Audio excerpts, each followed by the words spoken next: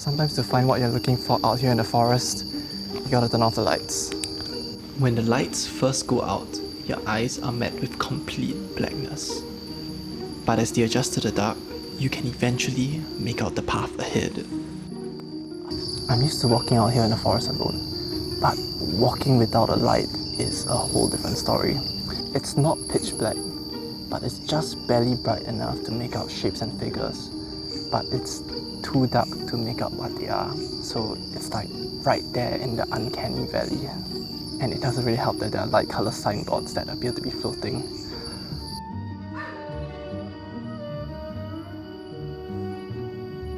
But I just gotta steel myself for a little while, and once I start focusing, then I'll be alright. Okay, lights back off. But why should I subject myself to such psychological discomfort? Well, it's because of this. It might look like an uninteresting pile of leaf litter, but when I turn off the lights, the little critter reveals itself.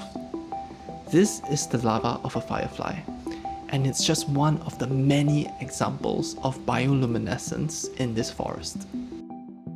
Here's another beetle larva that glows in multiple spots. These organisms glow because of a chemical reaction in their body between the luciferin and oxygen. Over here we have a glowing mycelium, which is the root-like structure of a fungus that has spread across this decomposing branch. With a long exposure, you can see the intensely green light that comes off it. But what I'm really looking for tonight is... These things are so cool. These are glowing mushrooms, and the light from them is incredibly dim. So if you want to take a photo, you can't just point and shoot. But if you know the techniques, it's not that difficult either. One of the easiest ways to improve your photo is to use a tripod. Now this will minimize the motion blur and you'll end up with a much sharper photo. The first option you have is to use night mode, which most phones will have some form of. Remember to set the duration of the exposure to the maximum. The phone takes multiple separate frames of different exposures and then uses AI to combine it all into a single photo. And the results are pretty good.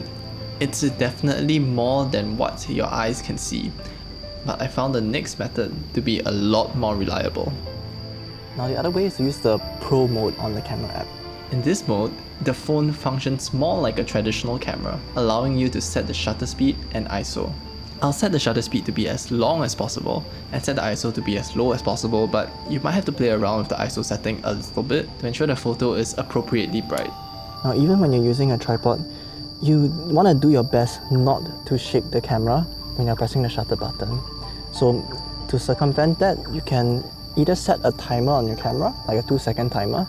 So when you press the button, you wait 2 seconds for the tripod to stabilize before the photo starts being taken. But since I'm using the Samsung S24 Ultra, I can take the photo using my S Pen remotely. And the result is what I think is an even crisper image of the mushrooms. But here's a side-by-side so you can be the judge. So these options are all great to take a basic photo of glowing mushrooms. But what if I want a more interesting photo? Maybe I want to capture the surroundings to show the environment the glowing mushroom is in as well. Alright, so now what I'm going to do is something called light painting. So I'm going to switch back to Pro mode, and now when I take the photo, I'm going to turn on my torch and I'm going to just briefly illuminate the surroundings. And this will cast a little bit of light on the surroundings, but still show the glow of the mushrooms. This takes a little bit of trial and error, but you need to balance the amount of ambient light you're giving the image by varying how the light shines on the scene. But when you get it right, it should look a little something like this. To me, this subtle change of having some detail in the darker spots gives more context to the photo, making it a lot more compelling. And with that, it was time to scurry out of the forest, putting an end to 5 straight nights of mushroom hunting.